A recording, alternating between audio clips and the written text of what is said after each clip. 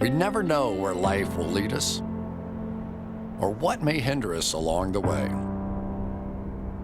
But while every day can feel like one big question mark, it doesn't have to. With the right insights, strategies, and solutions from Western and Southern Financial Group, together we can look ahead to leave the unknown behind.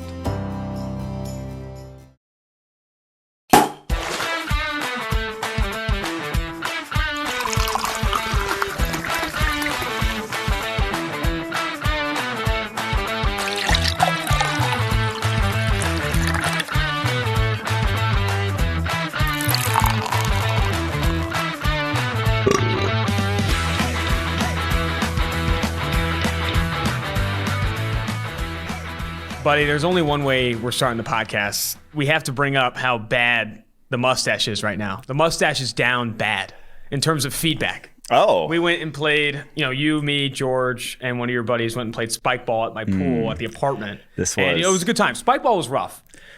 We didn't win any games. Pool spike ball. Pool spike ball is fun. We didn't win a lot of games. But, what happened after was there was a girl in the hot tub. We were kind of just chilling at the hot tub. Girl in the hot tub who lived there. She was also living there, and she was asking us where we're from, and she's from Mexico. She's like, "Oh, you guys from the United States?" And everyone says yes, and she's like, she looks at me and she's like, "Are you sure?" No, not are you sure. She said something like, "You look different." You look different. And I was like, you guys are laughing at me. She's like, "You look Italian." I look like Super Mario in the hot tub. It was bad, dude. So the mustache, that's one down, Yeah. The mustache is back against one the wall. Strike. I need positive feedback for the mustache to keep it going. Let him hear it. Let him hear it in the comments, guys. I need positive feedback, because if another person kind of throws shade that way, it's going to be, I might have to shave it. I don't know. I can't stand this much negative feedback. I don't know if it was definitely the mustache, though, that looked different. There could have been the hair going on at that point. But so a number of different things could have factored in to that. But you don't come back. If difference a good thing, though. Yeah. Like, if you she don't meant want to it look positively. You don't want to look like everybody else, right? A couple other highlights from the weekend before we jump into the quarterback superlatives. I am complete and utter trash at beer die sober. Sober, yeah. I went in, no seltzers. Like, hey, I got to work today. I just want to play, enjoy the sun. And I was just like, I was overthinking each catch. Yeah, your catch game was awful. Way off. I couldn't believe it. And then also, you saw Pac-Man at clutch? No. I went out myself Saturday night because I found out some news prior to that. We'll get to that at some other point. That I was like, okay, I'm going to go out. I want to have a good weekend. And my friends were going to go to Clutch. I'm like, I really never want to step foot in Clutch. And then when they get there, they told me Pac-Man Jones and Drake Kirkpatrick were there. And I was like, I could have done shots with Pac-Man again. Could have told him he's the best man cover corner. Cover corner I've ever seen. Pac, you're the best. Could have lied to him. I would have pumped him up even harder this time. You throw bar stools better than anyone in Cincinnati. Dion. Yeah. And then last highlight here, do you have any updates on the dating life? Yes. Okay. I wanted to update because we haven't talked about it in a minute. But there's something brewing. I can't really say exactly what's going on. It'll be a story for a different time. But there's something going on, and I blame you for it. And it's quintessential in my dating life, but I blame you for the series of events that have transpired. This is what happens when exes listen to the podcast. Nope. Okay. This is not my fault. People want to know about you, okay? And if exes are listening to the podcast, that's not my fault. We can't say for sure exactly what happened just yet. All I know is that if you can't fight through this, she wasn't worth it. Okay? If she's listening to the pod, if you can't fight through this, you can't get through these rough patches, these rough waters, you're not worth it. Okay? I don't care how hot you are. Sorry. Just if you can't get through this, I'm sorry. Let's go. Let's talk about some quarterbacks. Let's get to the quarterback superlatives here on 2-for-1 draft. So you broke down superlatives for the quarterback class. So things like strongest arm, best runner, best pocket presence, all that stuff. And then we're also going to do pros and cons for the day 1 and day 2 quarterbacks, and then highlight a handful of like these standout or notable day 3 quarterbacks on PFF's big board right now. Let's start with the superlatives. Read them off. Yes. So strongest arm. I don't think this one's really a debate. I think it's Trey Lance. Now, the only guy I could see in argument for is Felipe Franks, but I'd just rather have Trey Lance's arm. He's also a lot younger. So Trey Lance has the strongest arm, most accurate. Justin Fields, when we get to him, we'll throw some data behind those numbers to see why he's the most accurate, but I do think he is the most accurate of this bunch. The best runner, Trey Lance. This is why you fall in love with Trey Lance. He is the strongest arm, and he is the best runner among the quarterback group in this draft class. Best outside the pocket, Zach Wilson. I think that is his selling point, is what he can do on the move, creativity outside, some inside the pocket in terms of the creativity that he throws with, but that outside the pocket, that ability, that kind of Johnny Manziel-esque-ness to his game, special. Best pocket presence. You're going to throw Johnny Manziel in there? Okay, Johnny, best off the field. You need to add that as a superlative. best off the field, Johnny Manziel. Dude, that guy was living the dream. Not Jamarcus Russell. Jamarcus Russell's off the field was like reckless. And Manziel's was too at some points, but I feel like it was more controlled tin Russell. But his was also good because it's like promotional Johnny Manziel off the field. Like now he has like Baker Mayfield might be best off the field. Now he has like a following that he doesn't even need football. Like he started some Cactus Jack golf sportswear. Golf wear. That's like his new venture. And he just has like, because he has like 1.5 million Instagram followers, where you can just pump it out. Baker Mayfield off the field, all those commercials, he's collecting a check. And I think he has a sponsorship or some story tied to a Cheesecake Factory. I'm not sure what that one is, but I think there's something there. Is there? Come on, you don't know that reference? The Cheesecake Factory? When he got, no. Okay, never mind. If you don't know the reference, I can't reference it. Is it The Office? I don't know. It's the only show you watch. No, it's not The Office. Okay. Either way. All right. Best pocket presence here, Trevor Lawrence. I don't think that one's too hot of a take there. Best versus the blitz, Mac Jones. That is, we got some stats on him coming later. We talk about him, about how good he is quickly under pressure. And then the quickest decision maker in the class, a little bit off the beaten path, Davis Mills of Stanford. And again, we'll have some stats to back these numbers up. But those are our quick superlatives off the rip there. No Kellen Mond in there. Kellen Mond, we'll get to him. We'll get to him. Let's start with Trevor Lawrence. He's been a topic of much debate. And I've gone back and watched a little. I need to go back and watch more. I want to go back and watch 2018. So we'll get to that at some point. But 2018, he had 28 big-time throws. 2019, he had 12. 2020, he had 13. Like, it was a different type of quarterback that he then transformed into. I just want to see exactly what we were working with back then that was different. All right, so now we're going to dive into the day one quarterbacks, offer some pros, cons, and some data on these guys. That's going to be Trevor Lawrence, Zach Wilson, Justin Fields, Trey Lance, and Mac Jones. Starting with Trevor Lawrence, the guy that I think every NFL draft podcast, any radio show has talked about ad nauseum. But if we could sum him up into a pro, a key notable pro, and a key con, what is Trevor Lawrence? Yes, these are the draft guide pros and cons, which you can find if you go to PFF, subscribe, and get a draft guide. Or if you leave that 5-star review, next time, the next window for that is going to be March 30th. March 30th. So after that, we'll do another week of 5-star reviews getting draft guides. But you can find these in the draft guide. His biggest pro is timing. Now, there's a lot of pros. Like, there's a lot of good things he does on his tape. But I think if I had to boil it down to one, he gets the ball where it needs to go on time. Throws with anticipation, throws route concepts the way they're written up on a whiteboard. That is his biggest pro. He's done that since fucking day one at Clemson. Biggest con, hard to find cons. That's also his selling point there, is there's not a thing that's really bad on his tape. He has had bouts of inaccuracy, namely the LSU game, the national championship game. That's probably his biggest con, is some of that has shown up at times on his tape. But honestly, this past year, he's third most accurate quarterback on throws, 10+ yards downfield. Only Fields and Jones more accurate. I don't really, and that's with the least amount of receiving talent he's played with at Clemson. Worst offensive line he's played with at Clemson. To make that sort of leap in accuracy, he's good. Dude's good.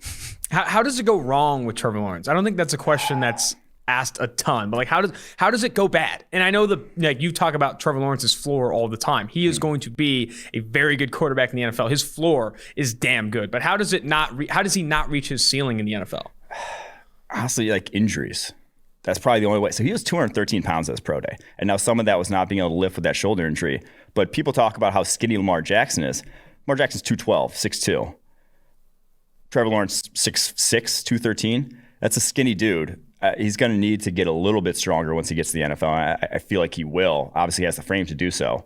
But that's the only real way I see injuries. That's it. Some people bring up, when I talk about Trevor Lawrence with other people, some people bring up the LSU game where you saw him kind of go down and press a little bit and you saw some mistakes. And then also, I think there's more to be said about the Clemson offensive coordinator situation where I think he couldn't participate in that game due to COVID or something along those lines, that like that game script was ridiculous. You remember that. The Clemson offense coordinator, they had like switch offense coordinators. Okay, yes. Yeah. Again, that's how Ohio State. I think that game, honestly, Trevor Lawrence looked good. I think the LSU game is more representative of some of the cons I've seen where he's down, he's pressing, he's getting too aggressive, overconfident. Do you see that kind of translating to the NFL. Yeah, he was good this past year against Ohio State. Yes. He did not get put in a favorable situation. So they're running play action passes down 3 scores in the fourth quarter. And he's getting killed because of it, because no one's biting on a play action down 3 scores in the fourth quarter. So, and I think I was talking to Amari Rodgers, who's on today's show, and he mentioned something along the lines of like early in the week they put in their first 10 or first 12, something like that. It's not even like a first 15 like the NFL. And so and I remember the first 15 plays for Clemson were very good. And after that, like adjusting on the fly is where you started to see things kind of come off the rails. Yeah. And they were just running way too much for how they couldn't run the ball that game. It was literally, you had to put it on Trevor Lawrence, and they never did. They'd never let him go win it. So, all right, let's go ahead and jump to Zach Wilson. But before we do so, we forgot to shout this guy out. We're not wearing headphones today because we're not communicating with Quinn in the room. Quinn is out right now because his significant other has COVID-19. We're trying to stay safe here at PFF. But Quinn, if you are listening to the pod, you're sorely missed. But the good news is, quarterback class, Bengals aren't going to be involved. Exactly. For the first time, but maybe ever, that hopefully they shouldn't be involved in this quarterback class. They got their guy, so Quinn wasn't going to be jumping in too much. True. All right, Zach Wilson, number 2. You go ahead and list the pros and cons. Pros, biggest pro, off-platform arm talent. Biggest con, it's really untested under pressure. Last season, in his one-season wonder kind of thing, even though I pushed back against the one-season wonder, the guy was starting, playing well as a true freshman at BYU, and then had the injuries in 2019, but only 79 pressure dropbacks within 3 seconds of the snap. A lot of his pressures came later than that, him holding the ball in the pocket. That was 63rd most in the country, despite having the 23rd most dropbacks. Like, he just had a situation where, and a lot of those are via blitzes, unblocked guys. He had a situation where it was not, didn't have to worry about his offensive line, And when you don't have to worry about it, you can't, it's kind of the Baker Mayfield thing. You can't put a price tag or a value tag on peace of mind at the quarterback position, what that does for your ability to play that position. So we haven't seen him have to overcome an offensive line. What is your response to people saying Zach Wilson hasn't played anybody? Even Mel Kiper Jr. on his broadcast to the media said something along the lines of he had a cupcake schedule. Like that's something that's going to be brought up with Zach Wilson a ton compared to these other guys. I mean, Justin Fields of Ohio State, Mac Jones of Alabama, Trevor Lawrence of Clemson. Why is that not a concern? I think that gives you 1 year in the NFL in terms of right away it might not be sort of as good as a guy who was tested, like a Joe Burrow. You're not going to be as good as Joe Burrow. Joe faced all these good defenses and then comes in NFL ready. He also had like a ton of, because like they played so many damn games. Like he played over he had like over 700 dropbacks or something. Yeah. So you play a cupcake schedule, you get like 1 year of that transition. But then after a year of playing in the NFL and seeing the speed of the NFL, you throw that out the window. Look at Josh Allen. Who did he play at Wyoming? Who did Brett Favre play at Southern Miss? You get a year of that transition. It just means your transition is going to be a little steeper than other guys. It's probably all that means, in my opinion. The other thing with Zach Wilson I wanted your opinion on is that I feel like the judgment of him is up and down. Like obviously Chris Sims of NBC has him at number 1. I think I saw other people have him at number 4. Seth had him at number 3. There's people, you have him at number 2. Like the jury is out in terms of like how good this kid is. Why do you think like so many people have wide-ranging opinions on him? I saw Derek Clausen, who is I think a quarterback analyst on Twitter that I follow, mentioned that he had not even the best, most exciting arm talent of anybody in this class. While you have a Chris Sims who played quarterback in the NFL saying he's got the best arm of anyone. Like how do people misread this? How does this happen? He does have, he has a very good arm. He had that throw against Western Kentucky this year, 65 or so yards in the air. And the way he throws it, it's a quick release. He has a quick release and can throw it from pretty much any body angle. That's his selling point. It is quick release, special throws. Quick release and special throws is a good starting point to have when translating to the NFL. And the other thing I go back to with him is he is legitimately skinny still. Like he will put on 10 to 15 more pounds in an NFL weight room. Reminds me a lot of, and I hate these comparisons, but it reminds me a lot of Aaron Rodgers coming out, in that Aaron Rodgers was not physically developed coming out of Cal, was only 20 years old, I want to say, when he did get drafted. Put on about 20 pounds over the course of his first couple years in the NFL. And his arm was legitimately different then after putting on that weight. Putting on muscle like that at that age, you get more ball speed, you get more arm strength, and especially with the way he throws it, with that torque that he generates just from his upper body, the stronger you get, I think he can take his arm even to another level. You'll see year 2, year 3, it will be stronger. Now, it's not Patrick Mahomes, it's not Josh Allen. That could be like that, but it is very talented, and the way he throws it is just different because it's going to, like I said, translate to a lot of different areas in the NFL that you can utilize that in. That was Derek Clausen, by the way, at QB Class, who does work for Football Outsiders and NBC Sports. And he's mentioning, that Zach Wilson doesn't even have the most talented arm of the big four, while others see it. I just don't. I think Trey Lance does. Yeah. As we said that off the top. I do think it's interesting, though, that you can have a lot of, and I think it speaks to overall evaluation. I've had my take heard on draft evaluation being somewhat overrated at this point, but a lot of opinions I respect. Yours. I would put Chris Sims in that conversation. Seth Galina, Derek Clausen, Benjamin Solak, Todd McShay. These guys have been doing it for a long time, and it's just across the board. They're all watching the same dropbacks. They're all watching the same film, and some guys have them first, some guys have them fourth, fifth. It's interesting to see just wide-ranging opinions from a lot of legit sources, sources of opinion. I think it speaks to overall Zach Wilson is a projection. Zach Wilson, what he is now is not what you're banking off him being in the NFL. You need to see him hit this proverbial ceiling in the NFL. But then he also, what he is now was the highest grade quarterback. The highest grade quarterback we've seen. And now he didn't play anybody, but then you can still judge the throws. The throws were better than anyone else's this past year. That's why you can have him number one, because the throws that he made were better than anyone else's this year. And you look at grading from a clean pocket this past year of any quarterback in college football with 100 dropbacks in a clean pocket. Highest grade quarterback, Zach Wilson, 23 big time throws, only 4 turnover worthy plays. Absolutely absurd. From a clean pocket this past year. All right, now jumping to QB3 for PFF, Justin Fields of Ohio State. Not just another Ohio State quarterback. Yeah. This guy was a former 5-star, and according to ESPN, the better recruit than Trevor Lawrence coming out of Georgia. And he goes to, obviously, the University of Georgia to start, and then transfers to Ohio State. And he's been up there with Zach Wilson in grading over the past 2-3 years, 90-plus grading over the past 2 years, and also the most accurate quarterback over the past 2 years from a clean pocket. That's how good Justin Fields has been. This is not a Dwayne Haskins. This is not a JT Barrett. Don't scout the helmet. This is a different quarterback coming out of Ohio State. Yeah, and we asked Bucky Brooks later, how many quarterbacks would you take number one overall any other year? We'll let you wait to see what his answer is. Mine is these 3. And any other year, there's no other quarterbacks that exist. You have the number one overall pick, you need a QB. I would take one of these 3 number one overall. Easily.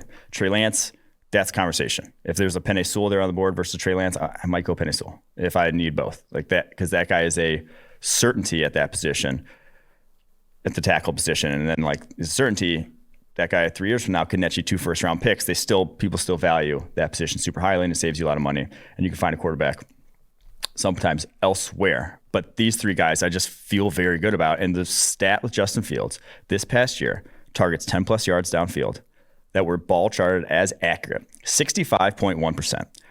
Not only the highest college football. Number 2 was 56.8%. Highest college football by almost 9 percentage points. He can put it where he wants to down the field. Athletic. I can chase down Trey Sermon from behind in the, what game was that? Early in the year. Maybe the Rutgers game. Chase down's running back from behind.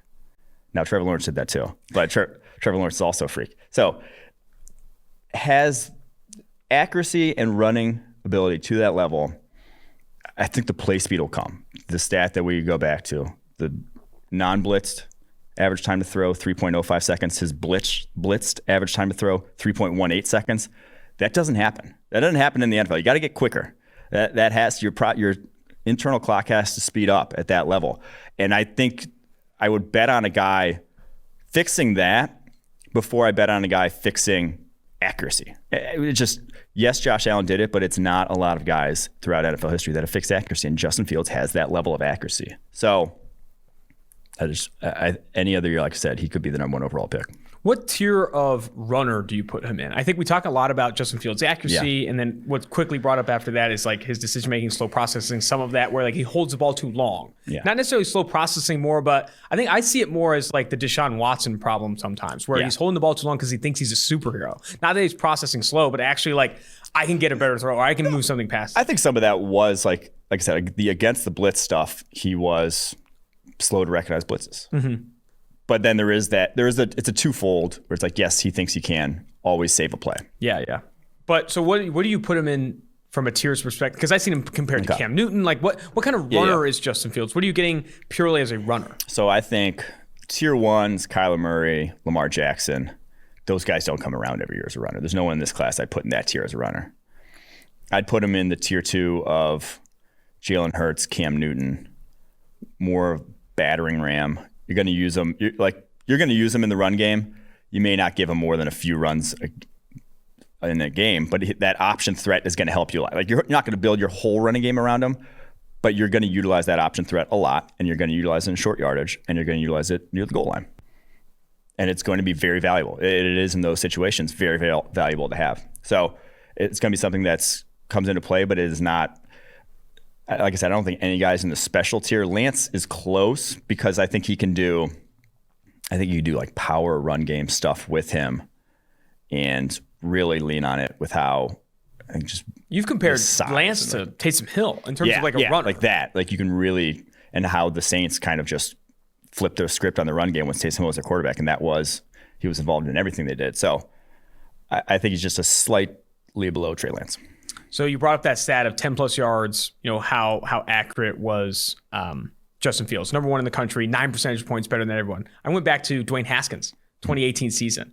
He's 20 percentage points lower in that same stat at 45%.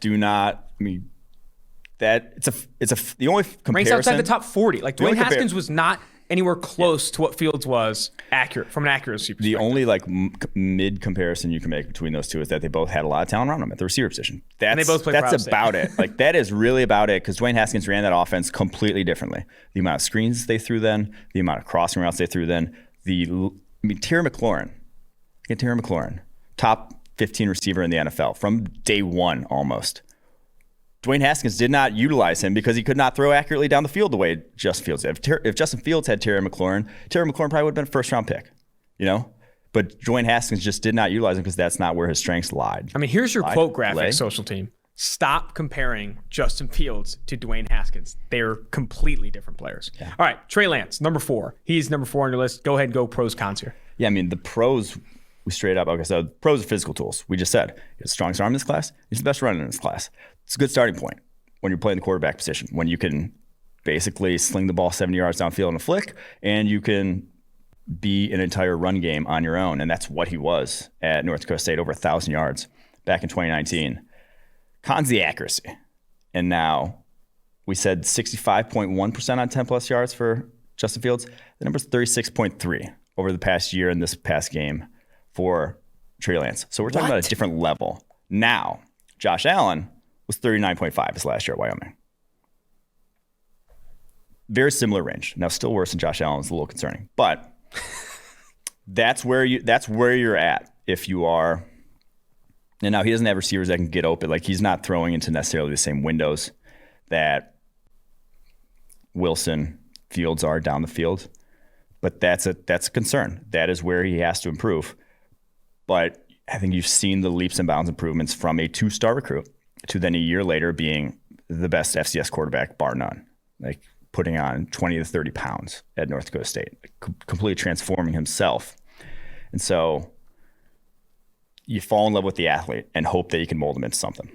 PFF's Anthony Tresh and some other analysts see Mac Jones ahead of Trey Lance, and his biggest reason for that is Lance's accuracy, specifically downfield, and that same stat you bring up. My counter to it, and I still don't, I still think there's reason to split hairs with Trey Lance and Mac Jones. I like taking Lance over Jones because you're chasing a higher ceiling than you are, but I understand why not everyone's on that same boat. I understand why other analysts have different opinions there, but my counter is the NFL has found ways to win with inaccurate quarterbacks that have other special abilities, like Trey Lance's arm and his rushing ability. If you can build an offense that caters to those two strengths, his freakish arm talent, his off-platform throws, and him being a good dominant runner at the FCS level, you can win. Lamar Jackson has been the most inaccurate quarterback downfield since entering the league and still won league MVP because, and I'm not saying Lance is in Jackson's tier as an athlete or as a runner, but you have to get close to that though. Like Carson Wentz is right next to Lamar Jackson from an accuracy perspective, but he doesn't win other ways. Like he's not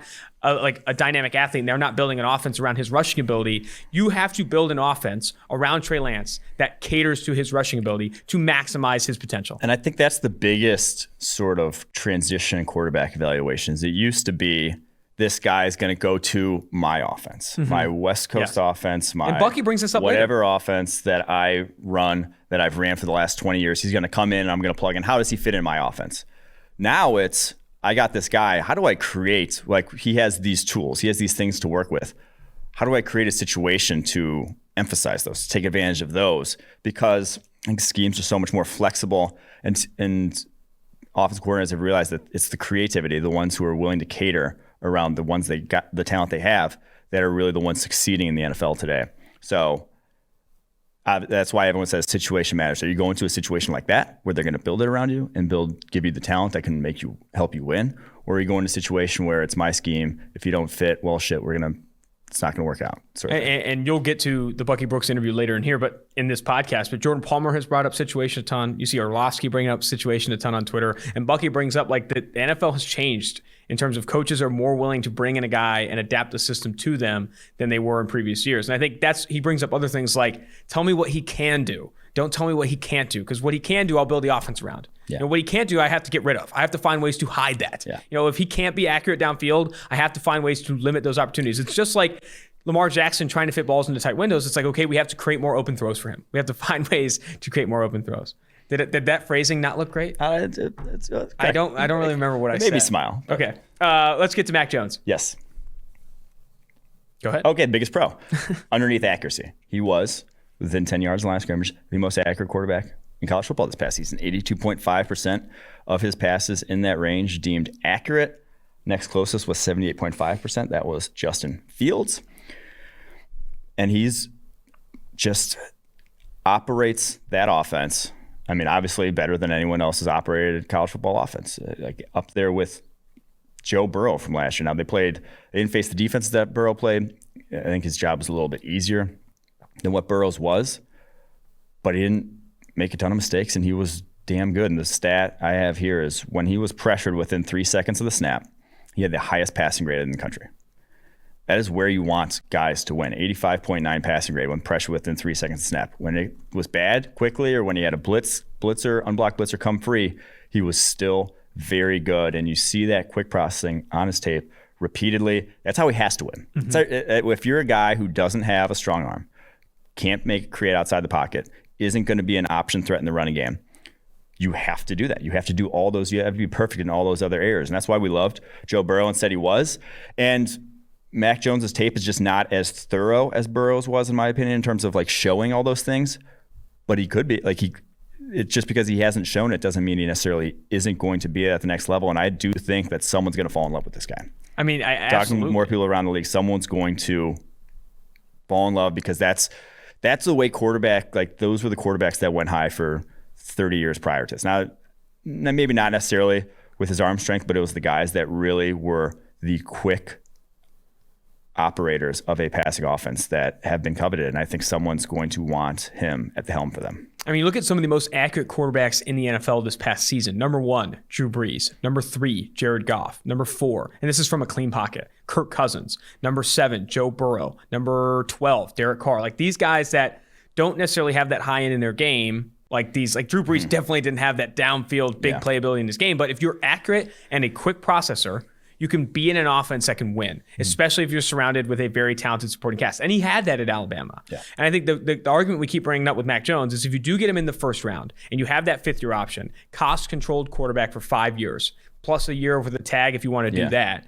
you can spend that other resource, draft capital and free agency cap, on talented players to build around a field general game man. I think game manager is condescending. I don't ever want to say game manager again.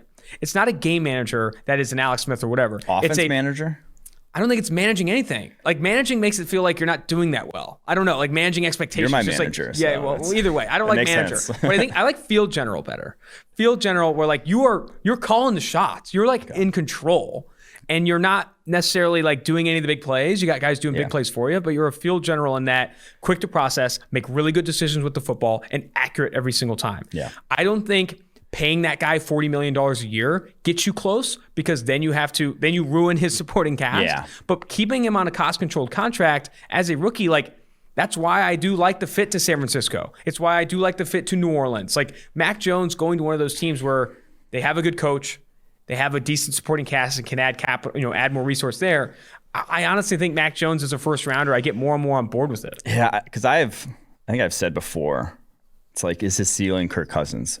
And that sounds almost derogatory, but if you had Kirk Cousins on a rookie deal right now, you could probably win a Super Bowl. Yes. And like, probably you should be able to at least build a team that's close to competing for a Super Bowl. With good coaching and a good supporting cast. Yeah. Like, you're not getting there with bad coaching. You never do. Yeah, obviously, but... Yeah, so maybe I have too low on Mac Jones in that regard in terms of where he could push. At 33 is what's interesting, because I do think, and we talked to Eric Eager on the Sirius XM show, and he brought up like when he'd take a running back, it's like the earliest you take like Adrian Peterson in his prime is 33, because that fifth year option is very important. I think fifth year option for some of these highly paid positions like tackle, quarterback, edge rusher, like that's why getting some of these guys like a Mac Jones in the first round, making sure he doesn't fall to day 2 where you only get those 4 years, I think can be really important. I mean, that's kind of why it forced the Las Vegas Raiders to be kind of a year early on Derek Carr. I mean, he was a second round pick. Yeah. Like you had to kind of move quickly on that extension compared to other guys.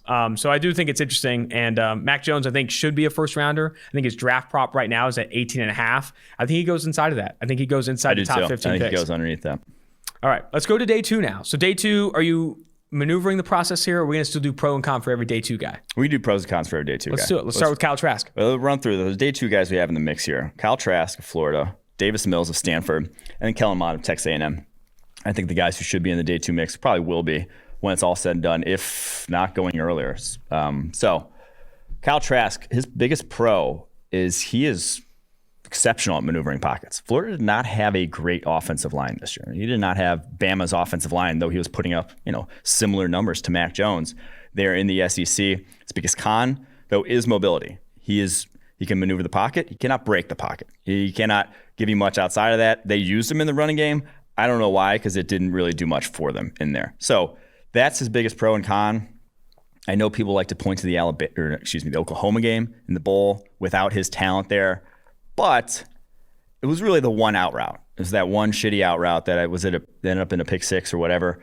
The other 2 picks, where one was his wide receiver overran the zone and he put it where it should have been, and the wide receiver didn't stop in the middle of the field. And the other one is he got hit on a fade route that ended up then coming up short. So it looked way worse stat line than I feel like he actually played when going back and watching it.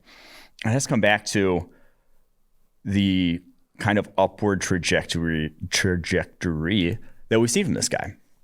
Was solid, if unspectacular, back in 2019 when he came in his very first year starting, not even, like I said, having started back in high school. We've talked about that a bunch.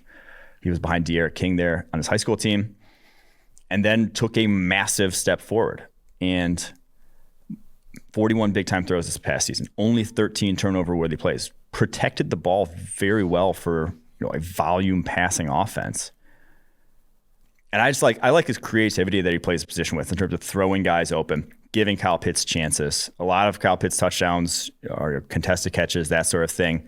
And it takes 2 to tango when it's, especially in the red zone and plays like that.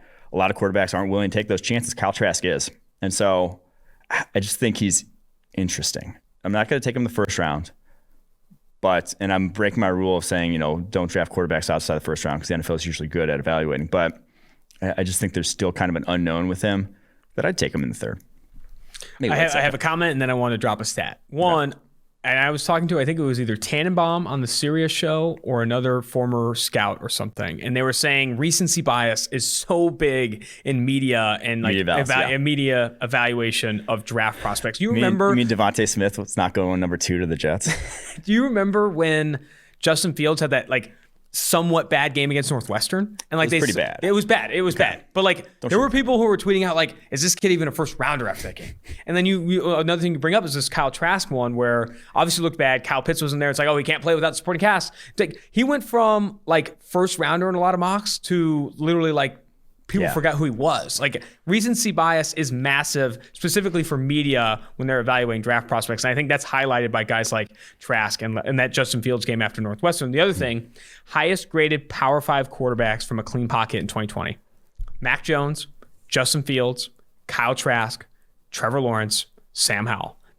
Spencer Rattler, then Trevor Lawrence. So he's third, right ahead of Rattler and right ahead of Lawrence. Like, he had a damn good season in 2020. He should be factored into this. Maybe doesn't have some of the mobility or the traits that you want at the quarterback position, but played some damn good football, like that tier. And I think originally, before that really bad game, tell me he wasn't in that same tier with Mac Jones. Like, Mac Jones and Trask were talked about as these two guys that aren't in that top 4 tier, but are guys that played a lot of good college football in a good conference in 2020. Yeah. And he's not nearly as accurate as Mac Jones is the other thing. He's not that level to where you can buy in, but I do think he has a stronger arm than Mac Jones. So it's an interesting debate at that point. So you see Kyle Trask's accuracy percentage, according to PFF, from a clean pocket in 2020 was 30th at 65%. Mac Jones was first at 75%. And that's all throws from a clean pocket. So literally like 20 percentage points better than what Trask brought to the table, but still, or 10 percentage points better than what Mac Jones brought to the table. All right, let's jump off of Kyle Trask and go to Davis Mills. Davis Mills, Stanford quarterback. Biggest pro is quick decision making. The guy gets the ball in his hand. He operates a pro-style offense. Biggest con, literally off-platform, anything I wrote here. He doesn't, if it's not within the offense, if it is not quick out of his hand, I don't think he did anything with the ball. Like, he just wasn't. He averaged 2.39 second average time to throw on throws that were not RPOs, not screens, not play action. That was the fastest of any player in the country. Oh, wow. That's a good stat. It's a tenth of a second faster than Trevor Lawrence at 2.49 seconds. Mac Jones was at 2.61 seconds. Quick processor Mac Jones. 0.2 of a second slower. Kellen Mond 2.61. Ian Book up at 3.3, which is like comedic in like comparing the two. But the dude gets it out of his hands quickly. Former 5-star. He was the number 1 quarterback in the class of 2017. Ahead of Tua, ahead of Jake Fromm, ahead of Tate Martell, the legend, and ahead of Kellen Mond also as well. So he only started 10 games at Stanford. Was a former 5-star. I don't know why the hell he came out this year.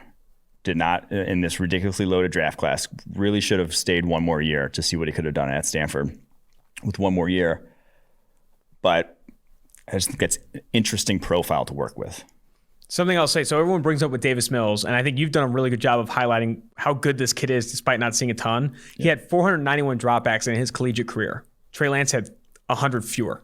So like people were talking about sample size. It's like Davis Mills, you have 491 dropbacks on tape. Like go back Trey Lance, he averaged 18.3 dropbacks a game even the year he played, and obviously only had that one game against Central Arkansas. Like it's still small sample sizes for both, but like don't use that as your calling card. If you're going to put a con on Davis Mills, it's the stuff you said about the off-platform anything. Like the stuff where outside of structure, those things, you're not seeing it. Like, but again, sample size, I still don't think it's like as big of a concern as people are making it. Go grade, go evaluate the dropbacks you saw.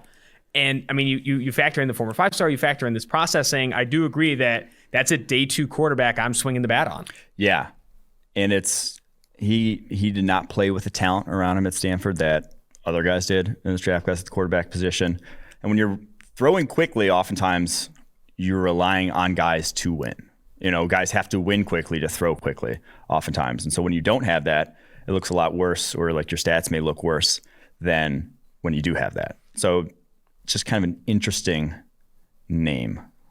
You said that for both Trask and Davis that's why they're day 2 quarterbacks, all right, Austin? Every quarterback that goes in day 2. No, but so I have a follow-up there. So you brought up, and I think it's a good point, that, I don't advise taking quarterbacks on day 2 because the quarterbacks, NFL is really good at evaluating. However, what situation do you have to be in as a team to where you feel like you should draft a quarterback on day 2? Because I think that's the more interesting conversation, to use your word. I do think that, like, what are you a team with a good quarterback already? Do you have a young quarterback that you're not sure of? Because like I feel like that's where teams don't. I think that's where fans maybe don't understand. Like, when do you take a quarterback on day 2? I don't think it's when you need one. That's for damn sure. Yeah, I think it's when you either have one or you think you have one, right? Yeah, if you're the Patriots, I don't think it behooves you at all to draft a quarterback on day 2. and make him the guy. Which is interesting to hear you say, because I've said maybe the Patriots should take a quarterback on day 2 because they should tank. You might as well throw a Jamie Newman out there for 16 games rather than take this quote unquote bridge quarterback that wins you accidentally 4 or 5 games. Yeah, I do think it is an interesting conversation that I don't have a great answer for. When do you take these guys on day 2? Or even day 3, because we're going to talk about the day 3 class as well. It's like when the value makes sense, Austin. That's when it always is. Oh, sorry. I apologize. All right, let's get to Kellen Mond. Let's get to Kellen Mond, yes.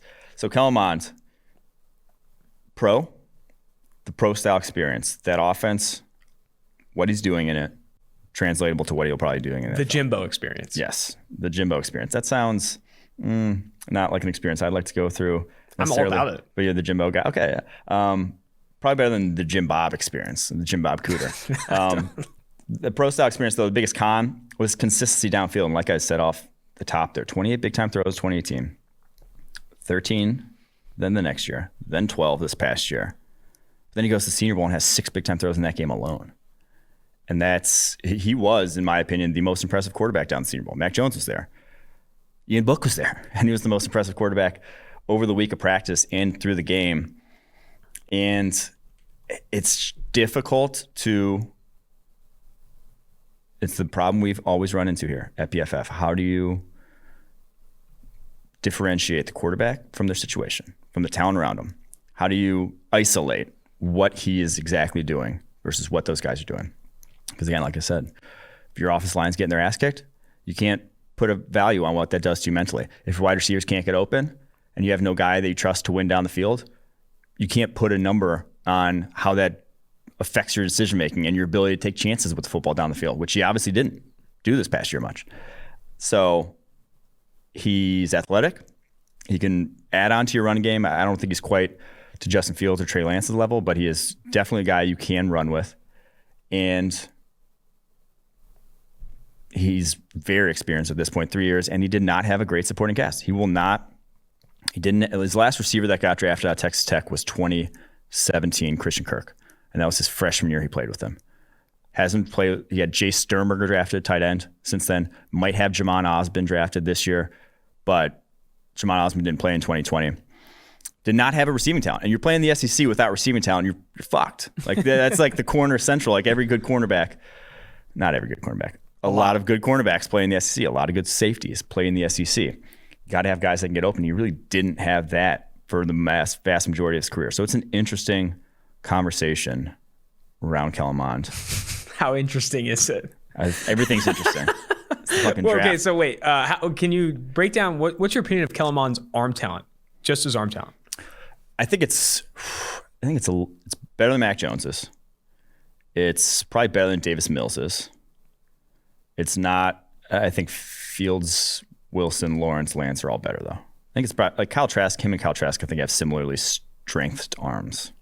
Is that how you would say that? I think so. That's how I said it. That's great. So you remember I was bringing up some stats about like clean pocket grade and that stuff. You had this past year, Mac Jones, Justin Fields, Kyle Trask, Rattler, and Trevor Lawrence ranked top 5 in clean pocket passing grade. Kellen Mond this past year, in his career best year, 26th. And I think the more interesting stat is the accuracy. You know, right now, Mac Jones, 75%, number 1. He ranks 74th at 59%. That is, and he's not particularly accurate. That is, consistency downfield is also accuracy downfield. He was not particularly accurate down the field. But you know who else wasn't that accurate down the field? Dak Prescott coming out of Mississippi State really was not his thing. Kind of still hasn't really been in the pros, but he's been fine without it. So, all right, let's get to day 3 now. I'm going to bring up the day 3 names that you have listed here, and we'll just highlight the notables, the notable guys, some notable things on these guys. So Jamie Newman of Wake Forest / Georgia, never actually played a down for Georgia, but opted out of the 2020 season. You have Sam Ehlinger, who I think has been playing at Texas since 2010.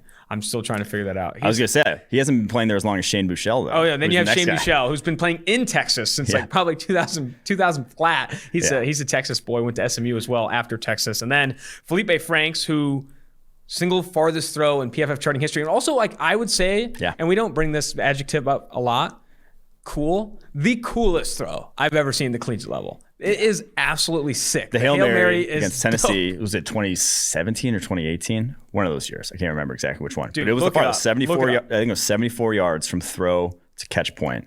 Absolute bomb. YouTube right now, Felipe Franks, Hail Mary. I mean, it was like a all over back when it did happen, but it was a while ago. Yeah. Go get it. And then last two names here, Ian Book of the Fighting Irish. I think Brady Quinn's number one quarterback. We're going to have him on the podcast soon.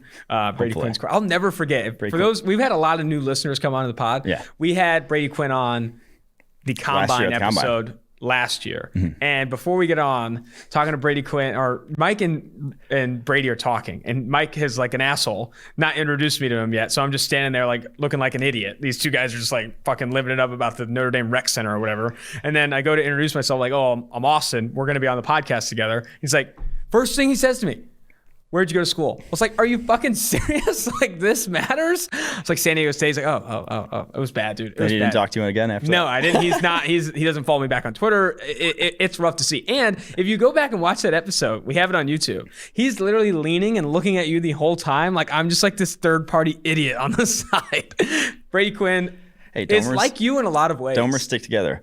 Except he's a little bit more of a hard-out than I am. He's a little bit more intense. I'm a little easier going. I give him the shit for. He might not come back on the podcast. He was roasting podcasts the other day. Oh wow! I had to put him. Why is he roasting podcasts? He's jealous that we have. I know, but what's the boomer argument against podcasts? I don't know. He's getting up there in age. That's what I was about to say. I mean, he's on radio. Should we have some discourse about radio? I heard that's thriving. I heard radio's like going through the roof. People are going back. Sometimes I get home and I go into my car to listen to radio. Because I just don't have it's just such a good experience. I turn on my boombox. Yeah, I mean. Anyway, last quarterback on day 3 you wanted to mention was Peyton Ramsey. Walk me through these guys. Okay. So, not a great list. I'll just say that. I'm still laughing at him hating on podcasts. Jamie Newman was a guy we just like wish we would have seen more, because that Wake Forest offense was kind of just not great. And he looked like shit this year at the Senior Bowl. Just really did. Just led throughout the week of practices, had the most turnover-worthy plays, and the game had the most turnover-worthy plays, consistently late. And that's what we wanted to see. He has tools. He has probably the best tools of these guys listed here, even though Felipe Franks has a cannon. I don't love Felipe Franks' tools. The guy can't throw with touch to save his life. Watching him throw with touch it's like that in baseball when like someone first learns how to throw a curveball and they were just like tipping it so hard. It looks so different from their normal throwing motion. That's what Felipe Franks looks like trying to throw a touch. He just like loses his shit. So Jamie Newman can do those things. He is the Brady Quinn Award winner for most jack quarterback in the draft class. The dude is loaded up, 6'4", 230, can run a little as well. So you got something to work with there. But man, after not having seen him this year, I don't know how you draft him any higher than like the 5th round, 6th round with after that Senior Bowl performance. Sam Ehlinger. Honestly, did you see the throw on Twitter that went around last week? We even retweeted it. 77 yards, his claim. He claimed it was 77 yards. He throws it on a field that only goes about 30 yards, and then a guy catches it in the middle of like an open park. It was one of the most ridiculous claims. It's also, you can see his shirt blowing in the wind because it's so windy out, and all it just says is 77 yards. That ball maybe traveled 60 yards. That was one of the most ridiculous things. As a prospect, he does not have that strong of an arm. I mean, that is 77 yards is absurd with what he put on tape this past year at Texas, unless he started taking steroids, which, hey, if you're going to be a day 3 pick, I don't see the downside there. You're suggesting day 3 picks take steroids? Walk that quote back, please. JK, that was the joke. Just kidding, guys. Shane Buechele. Only thing I want to bring up about Shane Buechele is he was the starter in the OG Texas is Back folks game that Joe Tessitore, I think, was he the announcer of that one? Could have been. After they beat Notre Dame, sadly. And he says, who is it? There was the Ricky Seals-Jones runs in the touchdown. Texas is back, folks. That's now like a meme about Texas being back because that was so long ago. That was Shane Buechele started that game. First game as a true freshman. Then he went to SMU. He's just inaccurate. He's undersized, inaccurate. He may not get drafted. Ian Book, I didn't want to take him seriously as a prospect. I still remember 2017 when he came in against Miami in that brutal game, the turnover chain, which was the most, you saw when Miami pulled out the turnover chain in that game against Notre Dame, it's the most demoralizing feeling, just seeing them celebrate on the sideline. You can't do anything about it. The Miami turnover chain kind of not changed college football, but it was heavily impacted college football, and that like every college now has some form of touchdown something. I know Cincinnati here at the University of Cincinnati, every time someone scores, they bang a drum 6 times. Yeah. And if they get a turnover, they dunk a basketball into like this moving fucking thing. Like there's like there's a bunch of random things now in college football. And I respect it. College football should be fun. It should be ridiculous like that. Yeah. So that game, if you're not going to pay them, I mean, if you're not going to pay the athletes, you might as well make it kind of funny, right? My college roommate came into town that weekend. We were watching the game at what was Lachey's. Lachey's closed. Nick Lachey's bar. It was actually the best sports bar in the city. Dude, now it's a pizza place. Now it's a pizza place. Watching the game there, and at halftime, we're like, do we even want to watch second half? No, we just go to another bar, and I think we took like 3 shots at Ryan House, and that was lights out. Didn't want to remember the first half either. So that's what we tried to do there. But Book is he's slow, like to make decisions, like so slow. Like I said, that 3.3 seconds on non-RPOs, non-play action, that's just absurd. And he was afforded that because Notre Dame had a ridiculously good pass tracking offensive line. That's not going to be the case in the NFL. And he was like scrambling at the Senior Bowl in the practices still. And again, not athletic to get away with that in the NFL. I don't see him as much more than a fringe draftable prospect. Peyton Ramsey's interesting. 4 years as a starter between Indiana and Northwestern. Not necessarily known for, powerhouse quarterback talent, but he doesn't have particularly great tools. Another guy who's probably a fringe draftable quarterback. There you have it. There you have it. There you have the day 3 quarterbacks. The entire time I was thinking about Brady Quinn disrespecting podcasts, and it reminded me of that quote from Michael Scott in the Office episode where he goes to the business school and someone asks him like, hey, how's a paper business really surviving in like an increasingly paperless world? And he's like, we can't overestimate the value of computers. They're great for playing games, but real business is done on paper. And it's like, everyone's like, what the fuck are you talking about? That's Brady Quinn real radio. Being upset with podcasts and suggesting radio. Regardless, let's go ahead now. After a fantastic breakdown of the quarterback prospects, we're going to go and talk to NFL Media's Bucky Brooks.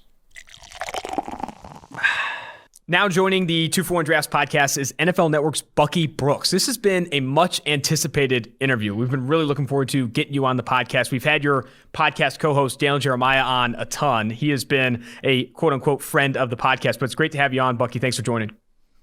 Nah, thanks for having me on. It's funny because I just listened to one of your recent ones where you guys were talking about quarterbacks and the like. So it was interesting. I can't remember who you brought on as your guest, but it's always interesting to hear different perspectives on evaluating the position. So I love it. Oh, absolutely, man. That's kind of our MO. It's trying to bring this different perspective for sure. Let's start at the quarterback class. You obviously have, I think Chris Sims has shaken things up of late, putting Zach Wilson number 1, Trevor Lawrence number 2, even having Kellen Mond as his number 3 quarterback. Right now, PFF sees it kind of chalky with some of the other analysts, with Trevor Lawrence 1, Zach Wilson 2, Fields 3, and Lance 4. Let's take a high-level approach to this. Like quarterback evaluation, this is a very good class. This is one of the best classes we've seen in a very long time. What is your opinion of overall the top end of this class, and how many like legit franchise type of quarterbacks are in this class? Is it 4? Is it 5 if you include Mac Jones? Maybe 6 with Kellen Mond? I'd be interested to know how confident you feel in this class overall with the number of legit franchise types. I feel really good about the quarterback class in general. Now, it's different because these guys don't necessarily have the extensive resumes that you typically would require when you're evaluating some of the quarterbacks. Trevor Lawrence has a bunch of games under his belt, and the resume is very, very impressive. Obviously, what he was able to accomplish in Clemson. But I think you can make the case that Justin Fields was impressive during his time at Ohio State. Zach Wilson has been impressive at BYU. And even though Trey Lance really played one full season as a starter at North Dakota State, if you go back and look at how he performed that year, he was also impressive. I think the thing now, the quarterback position has changed. It's become more about your imagination when you're evaluating the player and what he could be, and less about what he is unable to do. I think if you look at the last couple of years, particularly when you go back and look at the class with Lamar Jackson and Josh Allen, I think after watching both of those guys have the success that they've had in the league, I think you kind of have to throw the traditional norms out. If a team is willing to go all in and really build around the talents and the strengths of the quarterback, that quarterback can have a tremendous amount of success. And it may not be the way that we envision that success coming, but you never could have told me that Lamar Jackson in the second year in the league would be an MVP player, someone who kind of changed the way that you look at the quarterback as a playmaker, running, throwing, and kind of using total yards and total touchdowns as the barometer or the measuring stick, as opposed to the traditional metrics that we use, passing yards, completion percentage, and those things. And then Josh Allen, watching Josh Allen go from the player who was, look, he was talented at Wyoming, but he was woefully inaccurate and didn't necessarily play well against top competition, to watch his evolution where we're discussing him as a top 5 quarterback, never would have been able to forecast that. And so I think now more than ever, we kind of have to do these evaluations in pencil, not in pen, because it's all based upon where did they go and who is the guy that is calling the plays and designing the plays for the quarterback. I think that's a very good point you bring up there about how in the past it was, how does this guy fit into my scheme? How does this guy fit into a West Coast offense? Can he throw with timing? Whatever. Now it's, what's his talent level? What does he bring to the table? Let me create something around that. And that's a big jump. And so the guys with the more talent, I feel like, are being now coveted highly. I want to talk about kind of, again, high level. You've been doing this a lot longer than we have here at PFF. We have 7 years of college grading. How good is Trevor Lawrence at the quarterback position in terms of historically compared to Andrew Luck, John Elway, Peyton Manning, the guys everyone kind of holds up as best quarterback prospects since X? Full disclosure, I've been around the quarterbacks, the young quarterbacks coming out since they've been in high school. Mm-hmm. Having been a part of the Elite 11 process, I get a chance to see him in high school. And so maybe I view them a little differently. He is crazy talented. And the thing that is interesting, Trevor Lawrence and Justin Fields have always been tied at the hip from the time they were 16, 17 years old. It's always been quarterback 1, quarterback 2, and the order has been flipped at times. With Trevor Lawrence, I think what you get is a guy who checks off all the box physically and from an intangible standpoint. Size is outstanding. Arm talent is great. Great athlete, can move and do those things. You watch him throw. Yes, he can put the ball out there, but he can throw with touch, timing, and anticipation. And then the leadership ability that he displayed, winning pedigree. I want to say you go all the way back to high school, 52-4, some crazy record. So he understands how to get the car into the winner's circle, even though I know there's debate about quarterback wins being a stat for the quarterback and all that other stuff.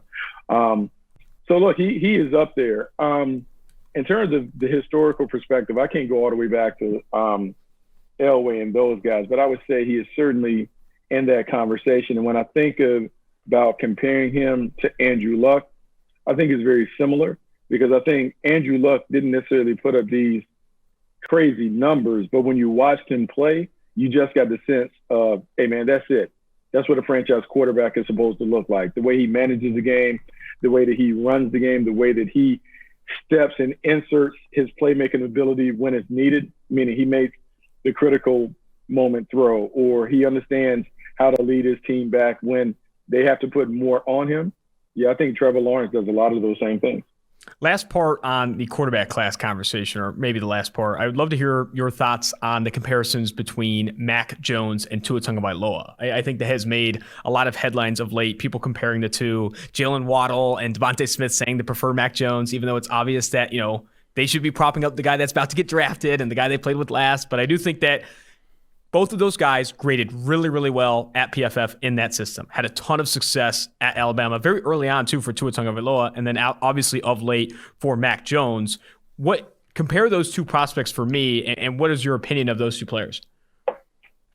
It's interesting because I have heard the love from Jalen Waddle and Devontae Smith on those guys, but I think it makes sense because they enjoyed their most success with Mac Jones as the trigger man.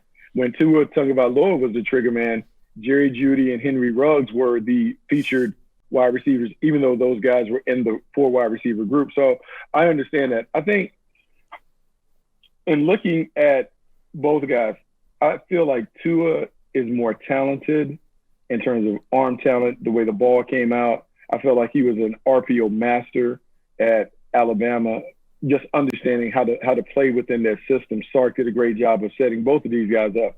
But with Tua, it was a lot of the RPO game, the ball coming out fast, quick, and he just kind of allowed the playmakers to go make plays. Mac Jones has been a great distributor. He does a good job of getting the ball into the hands of the playmakers. He reads the field really, really well. I don't think Mac Jones is on par in terms of the guys that we talked about, the 4 guys that we'll talk about, Lawrence, Wilson, Fields and Lance, I don't think his talent is in their category. I think what he is a tremendous player. He plays the position the way that you like it played.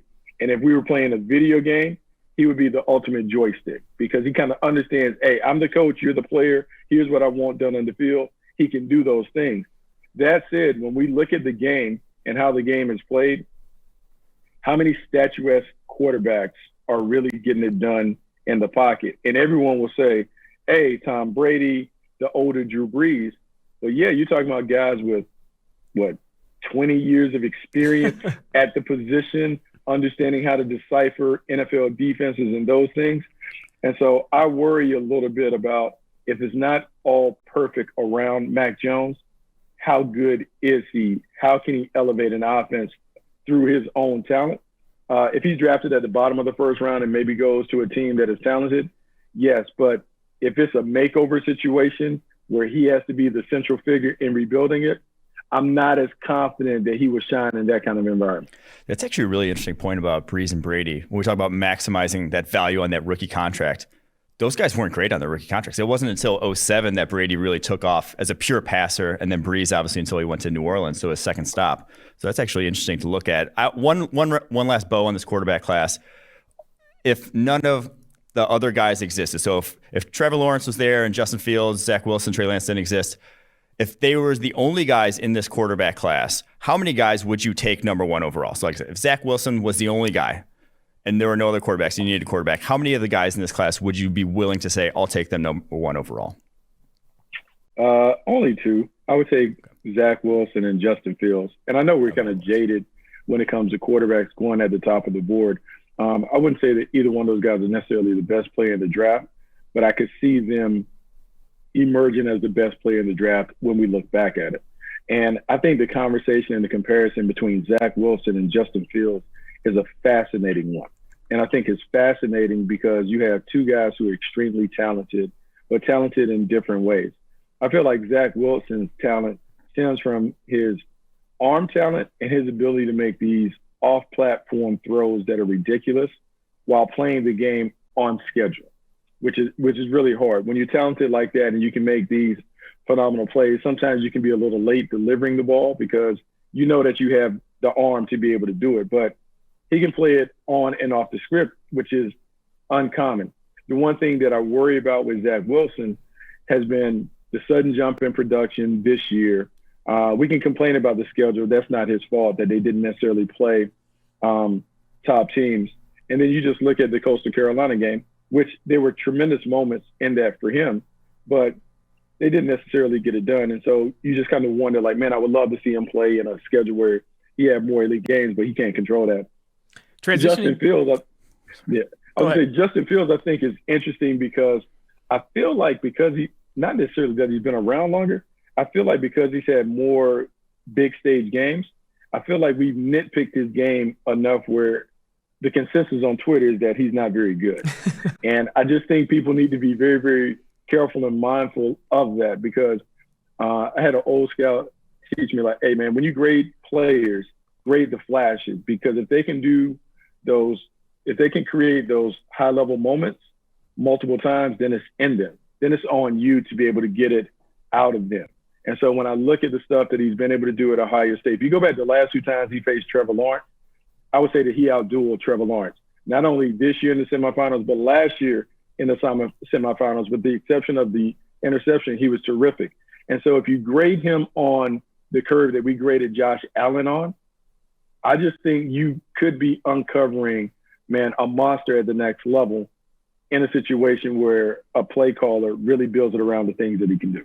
That's fantastic, that quote on grading the flashes. I know, Mike, you said a handful of times where we got to see it. You know, we got to see the high end. Can you see the high end play in this player at whatever position? That's awesome to see. I wanted to transition a little bit to the wide receiver class. And I know right now your wide receiver rankings are Jamar Chase, Jalen Waddle, Devontae Smith, and then Kadarius Toney and Terrace Marshall Jr.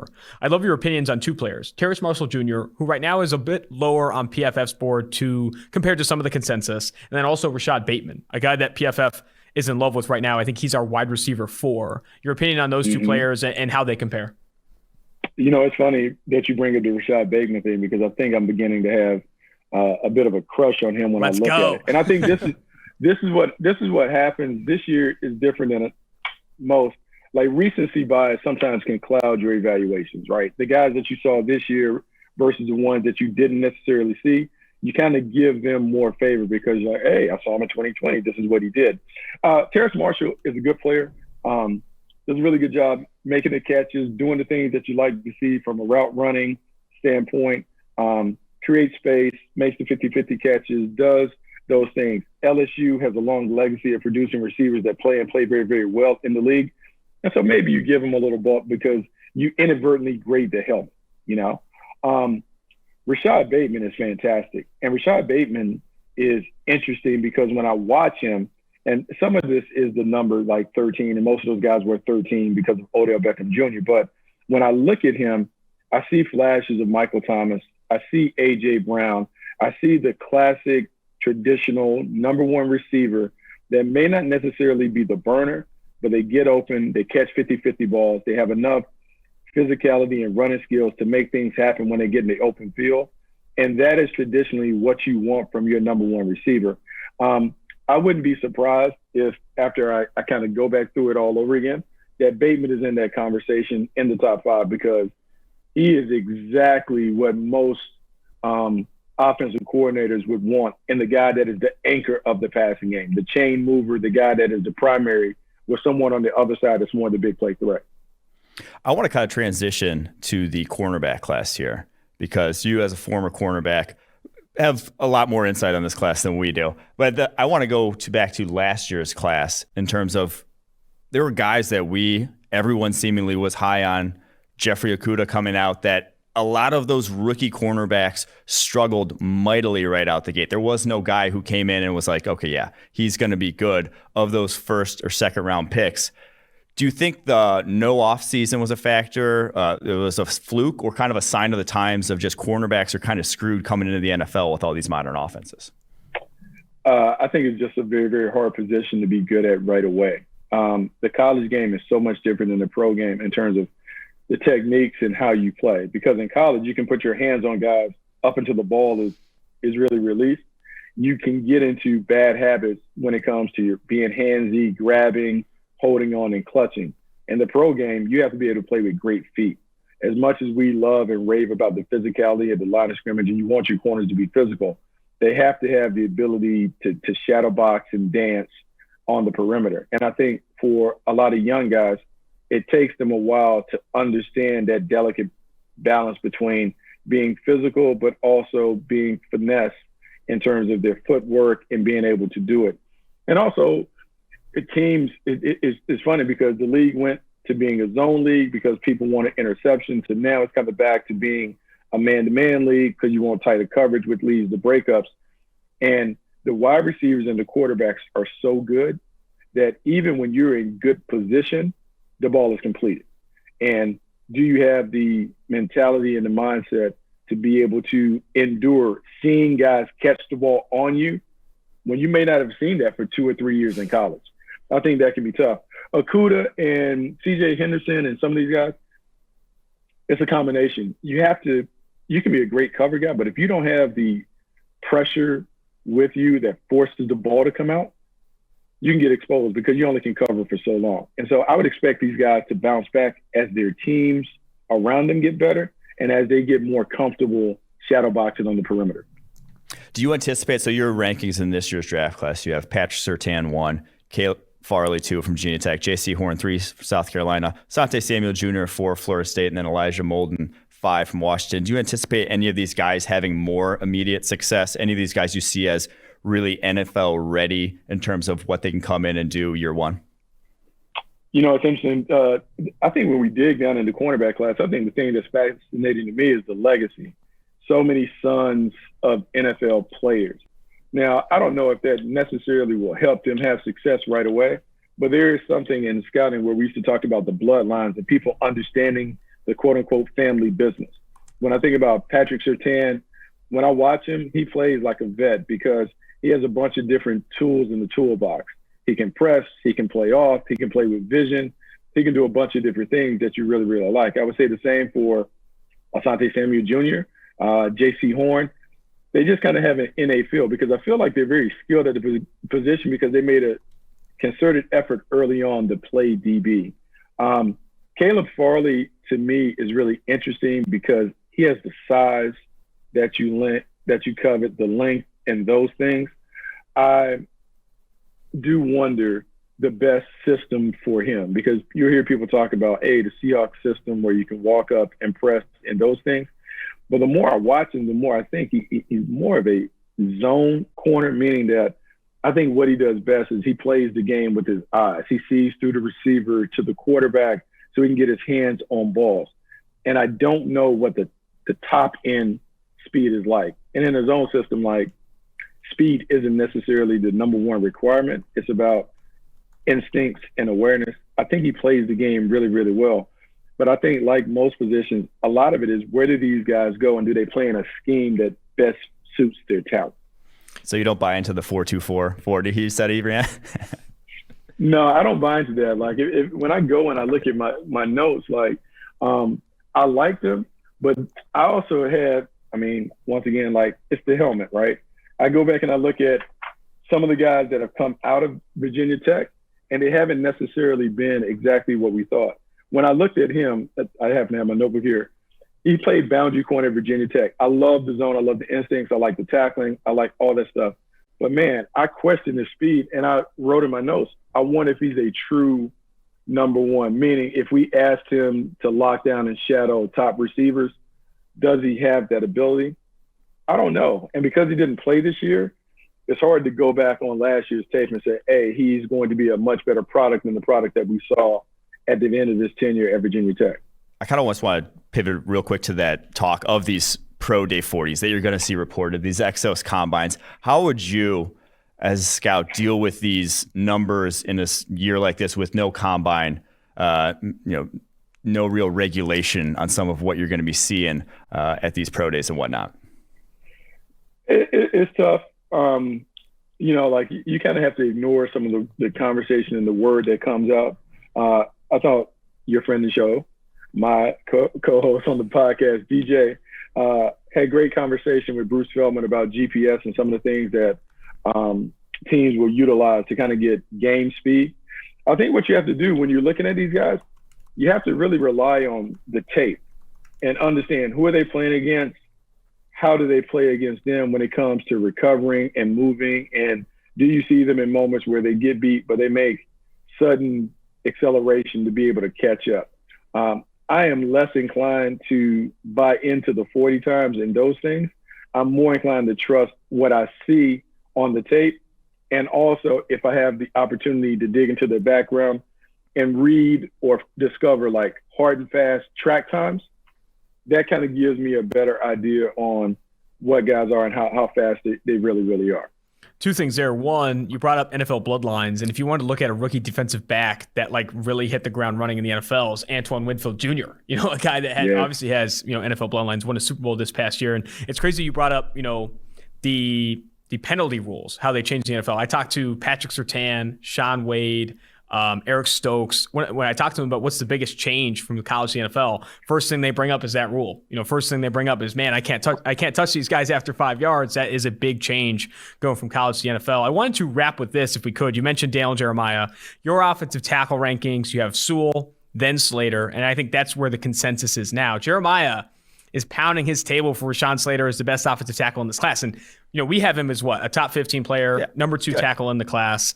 What do you think DJ sees? And we'll have to ask him eventually, but why do you think DJ sees Slater over Sewell? And how do we collectively convince him to get on board? Yeah, why is he wrong here? I think what he likes about Rashawn Slater, he's a technical marvel. He plays the game like a vet. The way that he was able to kind of do the dance with Chase Young, I think, resonates with people. Even though he doesn't have the necessary, the prototypical length that you would want at an offensive tackle, because he plays it the right way. He does a great job of minimizing his deficiencies in that aspect. The athleticism is good. He climbs and gets to the next level. And I think sometimes you can find comfort in the steady Eddie player. The reason why, I am, like you guys, on Penei Sewell is Penei Sewell doesn't look like it, but Penei Sewell is 325, 330 plus pounds. And when you watch him, he is light on his feet. He easily climbs and gets to the next level.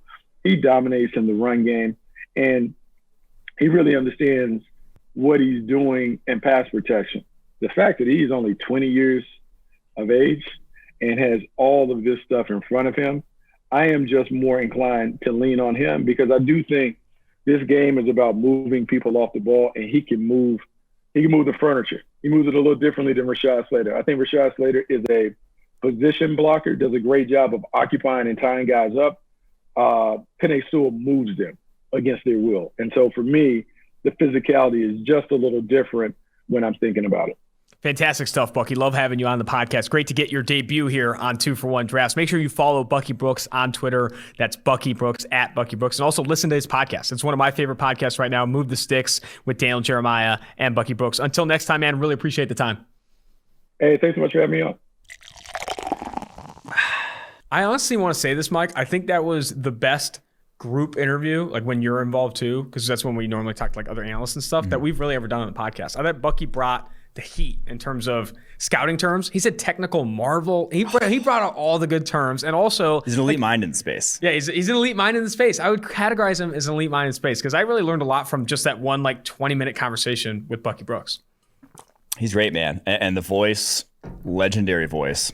And he does bring the best idioms to the table. It's fantastic. And he's been doing this for a long time. And we talked a little bit after the recording about like talking to him. How his like opinion of scouting has changed and his opinion of evaluation has changed. We also asked him if he takes voice, like does any voice work, or what were you asking him? Voice acting. If he does voice acting. Yeah. Because I feel like that's a coveted skill set he's got. But apparently he received some flack early in the process that people didn't like his voice. Yeah, it's telling him to drink tea. Bullshit. No. That voice is incredible. But Bucky Brooks was awesome. We're going to have to get him back on the show here maybe before the draft or shortly after. Until then, let's go ahead and jump now into our interviews with UNC running back Javonte Williams and Clemson wide receiver Amari Rodgers. Joining the 2-for-1 Drafts podcast is former UNC running back Javonte Williams. And Javonte, great to have you on. We can do the pleasantries if you want, but I have to bring this up first. That run against Miami where you're like stumbling out of the gate and you just completely destroy the safety of Miami, Florida. I've seen that play more than I've seen like my family in recent years. Like there's so many people bringing up that play. Can you walk me through that play, please? Because it looks like one of those Marshawn Lynch beast mode runs we'll be watching for a long time. Yeah, like you said, I didn't even think that much of it until after the game, after I seen like the highlight clip. But yeah, it was crazy though. I heard of the one dude in truck. I wish I would have scored though. That's the only thing about it. I wish I could have stayed up and scored. That would have made it even better. What was the huddle like when you got back to the huddle or the sideline? I feel like it had to have been like just a crazy experience for everyone around you. Just like, oh my God, that was insane. Yeah, everybody was going crazy. Like, you could sit on the sideline when I was running. Like, everybody was going crazy. Then when I got back to the sideline, like everybody was patting my helmet, like saying just everything. Well, what's the go-to celebration there? Like, act like you've been there before? Are you flexing on anybody? I mean, I'd be interested to know what, like, kind of how you were feeling after. Nah, I mean, I was excited, but like, I ain't never been the type to really celebrate. So I don't really got that many celebrations in my bag. So I think I just walked back to the huddle. I can't remember what I did. I think I just walked back to the huddle. You might have to develop a celebration at the next level because I imagine it's going to be a pretty successful career for you. So a big part of your game, and it's something that PFF recognizes a ton, it's forced missed tackles, and it's something that PFF has been tracking at the college level since 2014. You broke the PFF record for forced missed tackles per carry that we've ever seen at the collegiate level.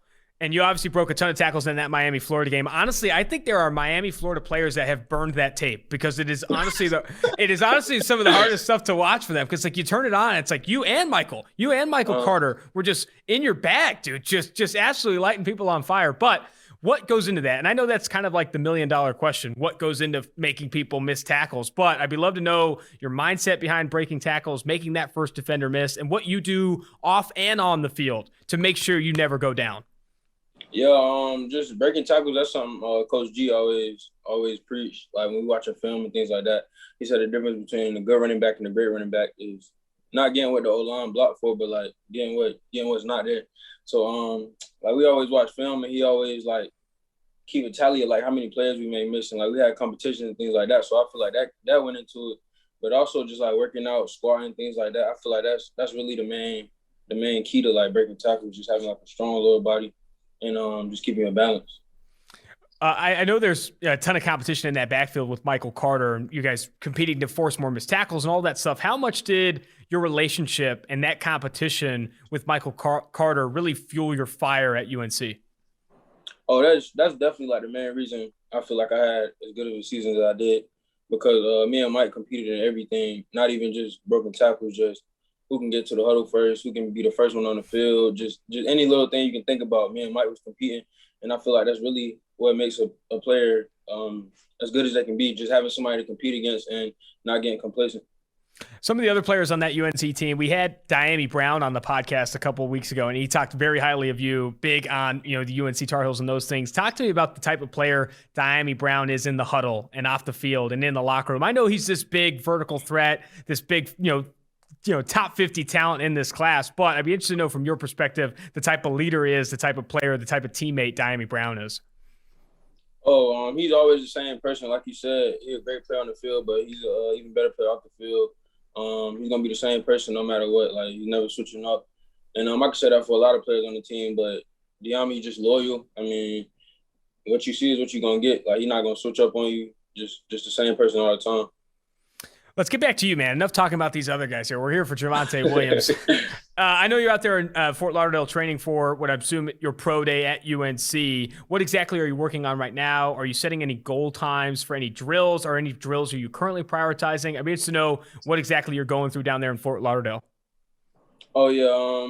We're just working on everything, honestly. All the combine drills, all the position work that we're going to do at pro day. And the thing that's really different is, like, I'm working out with the wide receivers because, like, the game is changing now. So running back, you got to be able to run routes. So just working on my routes, catching as many balls as I can, and just things like that.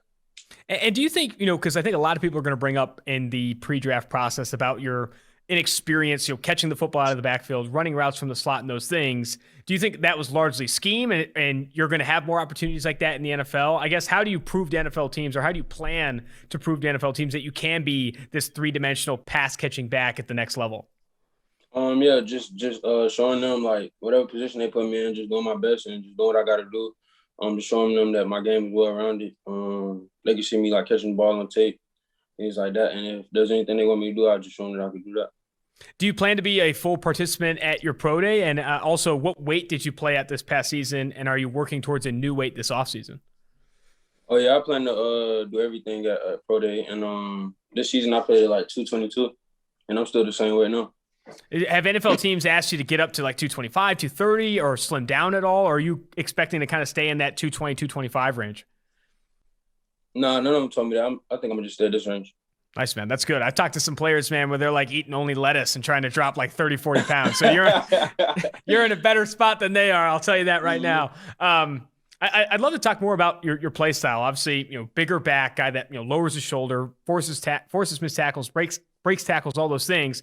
Is there a player in the NFL you kind of cater your game after? Some people have mentioned Chris Carson to me, the Seattle Seahawks running back. Marshawn Lynch is one that comes to mind for me. Just guys that don't shy away from contact, win with their frame, win with their bodies, don't necessarily force missed tackles. They make missed tackles happen with physical force. So I'm interested to know what running backs you like in the NFL, or any games you or any players you cater your game after.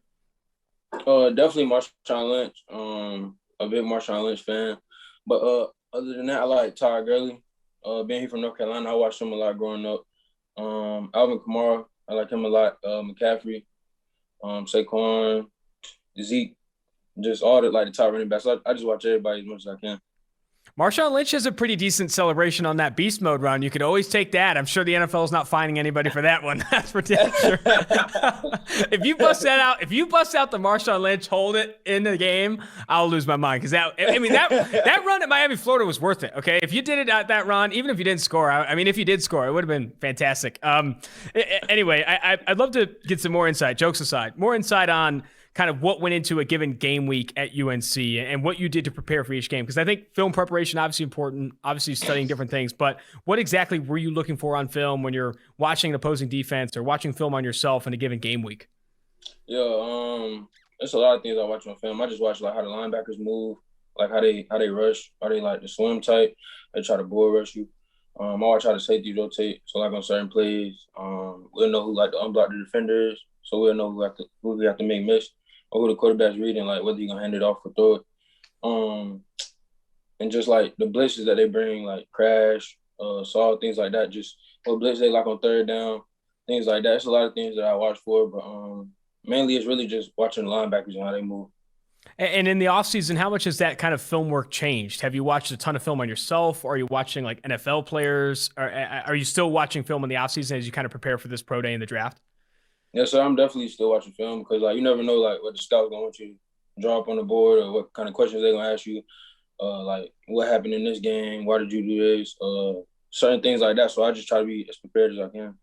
We can finish with this one, Javonte. I always find it interesting, the answer to kind of these two questions, and I'm sure you'll get them a ton and when you do these Zoom interviews with NFL teams. But why do you love football? How much you love football? And then the other thing is what's your motivation? You know, what's your why for trying to be the best at your position, to go to the league and have success?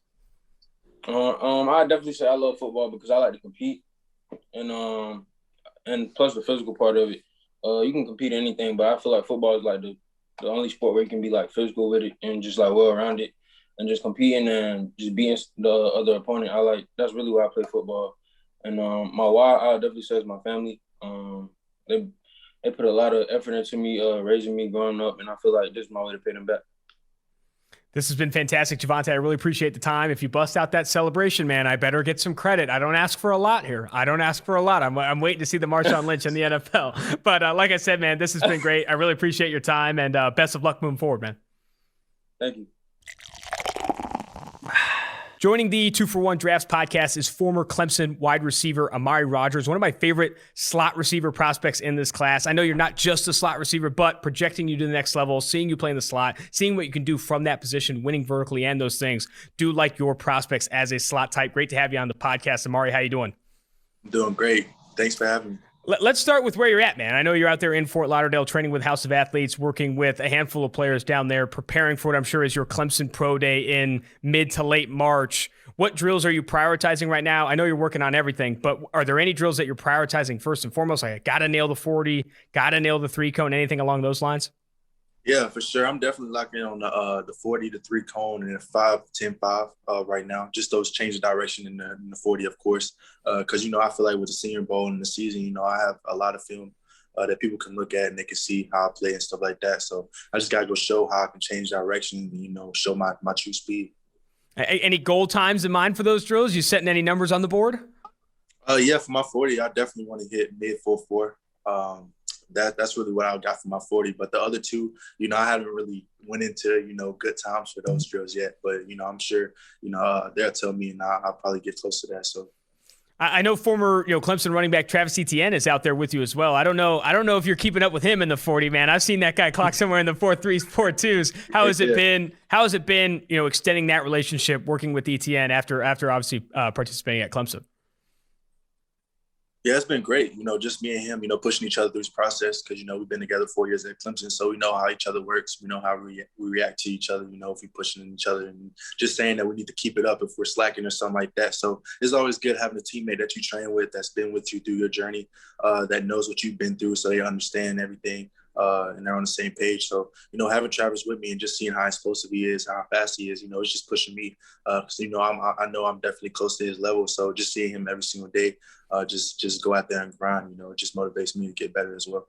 How much was Travis working out with you and Cornell at Clemson with the wide receivers, man? Because I think he's one of the, if not the best, like pass catching back we've seen come out of the collegiate level in quite some time. Like a guy that really understands how to run the route tree, catch passes in contested catch situations. I'm sure you and him and the other receivers there at Clemson work together a ton. Yeah, for sure. Funny story is when he first got to Clemson our freshman year, everybody used to make fun of Travis because he literally couldn't catch at all. Really? He couldn't catch. And he really took that to mind that offseason after his freshman year, caught a lot of jug machines with me and by himself. And, after that, it was never a question about his hands. It just continued to improve all the way up through his senior year. So he's just one of those guys that if he's not good at something, it's going to eat up at him until he, gets right. So, I just love that about him, just his competitive edge and just the way that he wants to, be the best every single time he's out there. So. That's awesome, man. So, I mean, I think for the wide receiver position and even in running back, catching the ball, having sure-handedness is seen as one of these like kind of tried and true traits, something that translates from the collegiate level to the NFL. How do you build that up? I don't think that's, innate nature. I think that's working the jugs machine, that's working late at night, working one hand and those types of things. How do you build up, legit sure-handedness at the receiver position? Yeah, for sure. It's definitely repetition.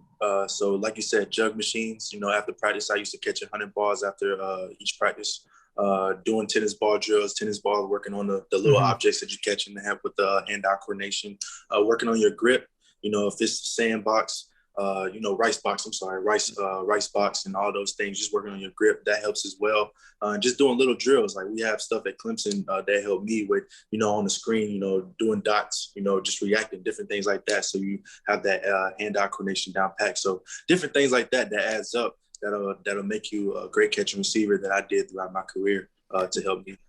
Talking with some other prospects, even like at different positions, that cognitive, work that they do, working hand-eye coordination, I think does get understated. It's what a lot of prospects do when you're looking to work your hands or even just to work your reaction time and that type of stuff that I do find interesting. Going back to your opportunity at the Senior Bowl down there in Mobile, how do you feel like you performed there? What did you gain from that experience? What feedback did you receive from some of the NFL coaches down there at the Senior Bowl?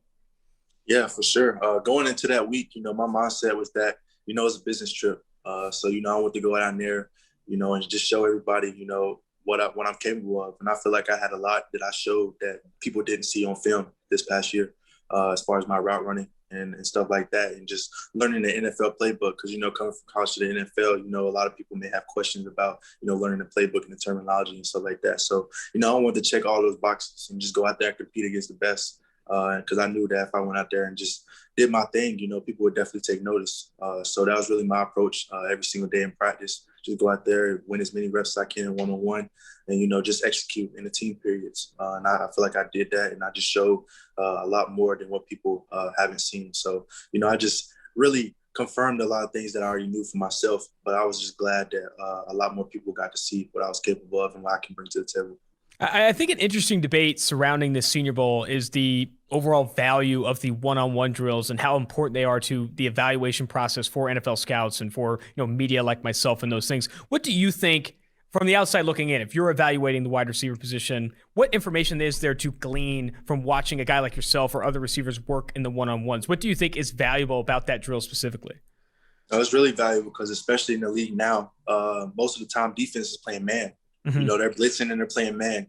So if you can't win one-on-one, then you can't be on a team. That's really my mindset, and that's really what I've heard. If you can't win on a slant versus one-on-one, you can't play. If you just can't win, period. You can't get open for your quarterback and make plays, and you can't play. So that's really how I approach it whenever I'm crafting, out there in practice. I'm trying to win every single rep in practice so that when it comes to the game, it's easy. So that's really how I say, any receiver should approach one-on-ones, especially in practice, because, if you don't execute in practice, then it's going to be hard in the game. So just approach it like it's a game in practice, and it'll be easy for you. How often are you working one-on-ones in a given Clemson practice, whether it's the offseason or in a game week? Yeah, for sure. In the season, we did one-on-ones twice a week on Tuesdays and Wednesdays, our padded practices. Business days, money days, I'm sure. Those are big days for everybody. yeah, exactly. So, like you said, Monday days, we're doing one-on-ones, a lot of competitive periods and things like that. Oh, can you see me? I'm sorry. My camera. No, you're good, man. You're good. All right, yeah. So Tuesdays and Wednesdays, you're doing one-on-ones and competitive, team, best on best, stuff like that, doing release drills as well. Clemson did a great job, making sure that we, did a lot of competitive drills, but we took care of each other as well. So they did a great job of making sure that we saw each other. Because, we're the best of the best at Clemson. So if you, go against the best of the best every single day, then anything else you see is just normal. So that's really what Coach Sweeney's mindset was, and it paid off. Factoring in, all the talented cornerbacks that you saw at Clemson in those Monday days, those practice days, and who you saw at the Senior Bowl and who you saw in games at Clemson, who were some of the cornerbacks that gave you the most fits or you had the most problems with, or I guess gave you the best competition in your time in college? Yeah, for sure. I'll definitely say going out throughout my whole career, A.J. Terrell, early on in my career when he was at Clemson, we battled every single day because I started playing outside receiver, so he's at corner. We battle every single day. Mullen, that plays with the Raiders right now, mm-hmm. And Darion Kendrick, that's there still at Clemson.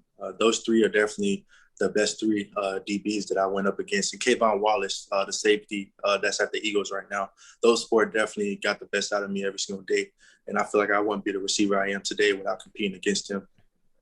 So, yeah, I think it's important to talk about that transition you made from outside receiver to the slot. In 2018, you only played 101 snaps in the slot, and then you saw that number jump over 400 in each of the subsequent seasons. What went into that move for Clemson to push you into the slot? Is that something where they saw you having the most success? Is that something you wanted to do? I'm interested to know in that transition. Also, with the feedback you received maybe at the Senior Bowl, where NFL teams see you playing at the next level.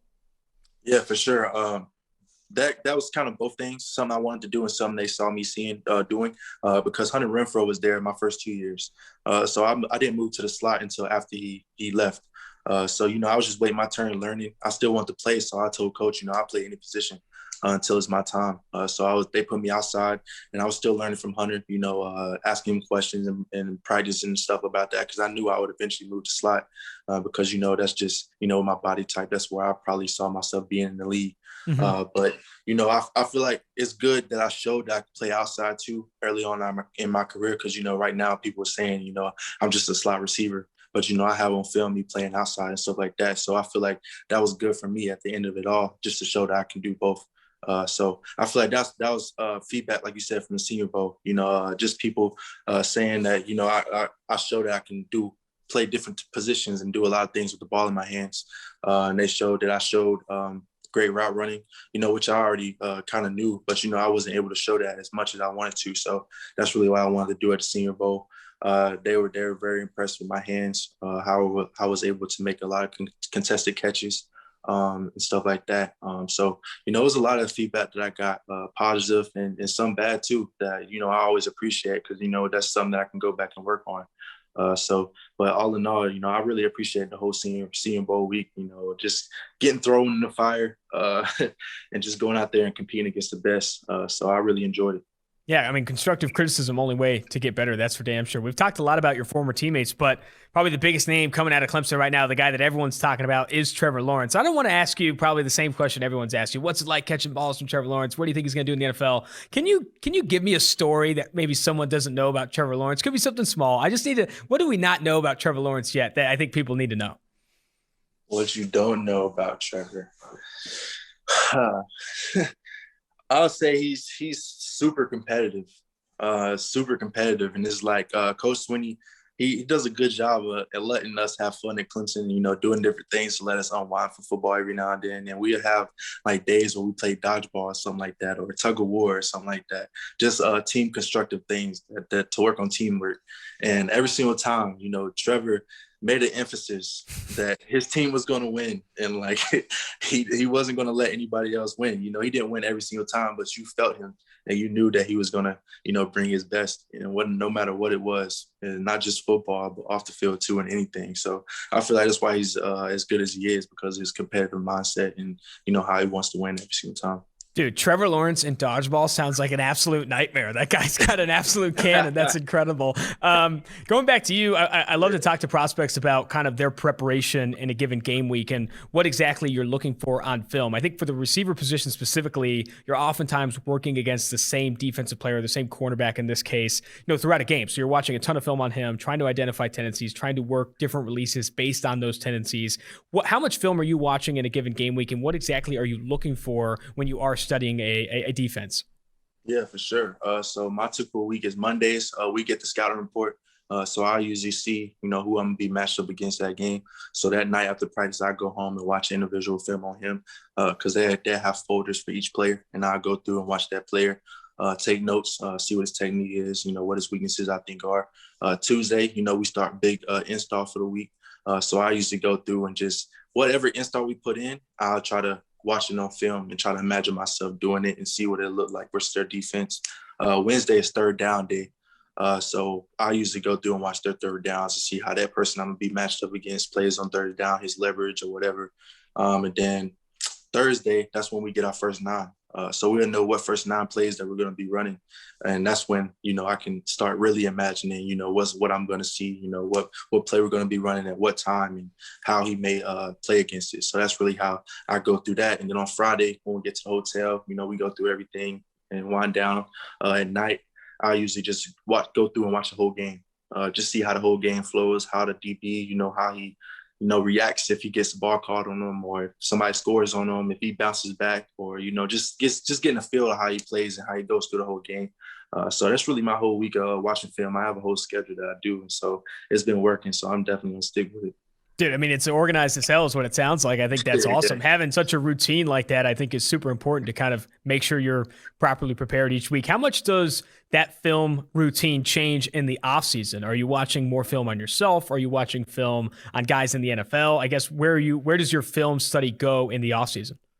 In the offseason, in college, my film study went to players in the NFL and coverages. I was wanting to learn, different coverages, because when I first got to Clemson, I really wasn't aware of coverages and, seeing leverage, what they may switch to, and seeing the safeties, if they're on the hash, off the hash, and maybe cover two or something else, so I really took to myself that I wanted to learn football, learn coverages when I first got there. So that was really my first 3 off seasons. Then going into my last off season, I started studying specific players and just taking different things from their game and trying it in my own workouts and seeing if I could do it.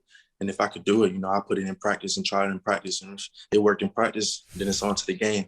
So, it's just little things like that. I was just taking different things from different receivers' game and trying it. And if it worked, I just put it in my toolbox. Are there certain NFL receivers you find yourself always watching, or are there guys necessarily that you feel like you cater your game after a lot, that you value or model your game after? I model my game after Steve Smith.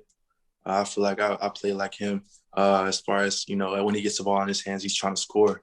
He's not trying to get tackled. And I feel like that's my mentality as well. Contested catches, he caught everything that came his way. But really right now, who I study the most is Davante Adams. Just the way that he's able to run routes very smooth. His releases are amazing. He doesn't do that many releases, but every single time he's never getting jammed. So just little things like that, because in the NFL, if you can't get off the line of scrimmage, then you're not going to see the field. So if you don't know how to get off the line of scrimmage, then it's just over with. So that's really one thing that I study, especially now, is just different releases and how you can get up in your route as quick as possible without being touched. I'll say this, Amari. I talked to a lot of guys, and Steve Smith is a common comparison. If you're going to compare yourself to Steve Smith, you got to play like an asshole, okay? Because that guy, I've hung out with him, off the field. We've hung out at the combine and that stuff. That guy approached every single play. He approaches every single meal like he's going to be the meanest guy there. Like I'm telling you, he's like Marcus Peters in a lot of ways. Like I've heard corners. You'll talk to corners like, yeah, I like Marcus Peters. Like, dude, you better be ready to show up then. Like that guy talks a lot of shit. He always thinks he's the best player on the field. It's a mentality, man. Steve Smith is more than an athlete and obviously a technician from a releases standpoint. That dude is an aggressive person, very mentally, just forward and all that stuff. But let's finish with this, Amari. Let's give some future Clemson fans some hope. What are they getting in DJ Uiagalelei next year? The former 5-star guy with a cannon of an arm, who I know you played with in that first Notre Dame game. What are the fans getting in DJ Uiagalelei? They getting a monster. That's the one way I can put it. He's been a monster since high school, and I don't feel like it's not going to stop now. He's just going to continue to improve, and I feel like now that the offense is in his hands, he's just going to do what he does and just be a great leader. Sling that thing around. He's going to be throwing a lot of goal balls. I know that. But, I mean, that's another guy too, where you don't want to go against him in dodgeball. I mean, that's got to be. That's another guy that you just got to stay away from. That's awesome, man. Well, I really appreciate the time, Amari. This has been honestly really fantastic. The detail that you brought into this was awesome, and I wish you the best of luck moving forward. Hope the training goes well in Florida, and then best of luck in the NFL. For sure, I appreciate it.